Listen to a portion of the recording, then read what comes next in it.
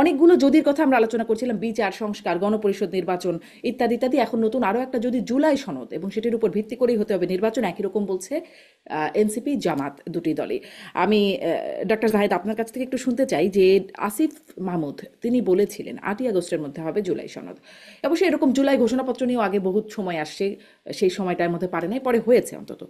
এখন আহ, এই নতুন আবার যদি যখন যুক্ত হলো জুলাই সনদ, সেটির ভবিষ্যৎ আপনি কি দেখেন? কবে হবে যে জুলাই সনদ? ঐক্যমত কমিশনে তো ঐক্যমত ঠিক আহ, অনেক ক্ষেত্রেই হচ্ছে না, আবার মৌলিক ঐক্যমত না হলে সেটাও আবার মানবে না, এটাও বলে দিচ্ছে। তাহলে জুলাই সনদটা আসলে ভবিষ্যৎ কি দেখেন? জুলাই সনদ নিয়ে অলরেডি একটা সমস্যা আমি আইডেন্টিফাই করেছি, এটা নিয়ে আমি কথা বলেছি, লিখেছি। সেটা হলো ঐক্যমত্য কমিশনের কথা ছিল ফ্যাসিলিটেটর হওয়া, তারা সবার সাথে বসবেন এবং যতগুলো জিনিসে একমত হবেন সেটা নিয়ে একটা সনদ হবে, সবাই সাইন করবে। কিন্তু তারা এমন কিছু জিনিস অন্তর্ভুক্ত করছেন যেটা সবচেয়ে বড় political stake holder BNP agree করেনি, এবং তারা নোট অফ ডিসেন্ট দিচ্ছে। মানে নোট অফ ডিসেন্ট দিয়ে একটা জুলাই সনদ নেয়ার কোনো অর্থ আমি দেখি না। এবং অন্য যারা আছে তাদেরকেও এটার ব্যাপারে ডক্টর ইউনূসের বা সরকারের দিক থেকে কনভিন্স করা জরুরি ছিল, কারণ ডক্টর ইউনূস নিজে একটা ইন্টারভিউতে বলেছিলেন যেটা মাহফুজ আনামের সাথে, যে আমরা ফ্যাসিলিটেটর, আমরা কোনো শাসক নই। সেটাই হওয়া উচিত ছিল।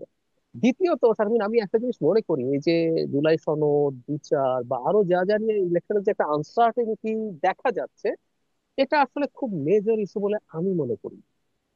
পলিটিশিয়ান এবং পলিটিক্যাল পার্টির সব কথাকে একদম আক্ষরিক অর্থে না নেওয়াই ভালো হবে। আমি মনে করি যে বিএনপি যেহেতু ক্ষমতায় যাওয়ার জন্য অপেক্ষা করছে, তারা রাজনীতি করে, তারা ক্ষমতায় যেতে চায়, তো একটা আনসার্টেনিটির অবস্থা তৈরি করে তাদের কেউ কেউ আসলে বিএনপির সাথে বার্গেইন করতে চায় বলে আমি ধারণা করি।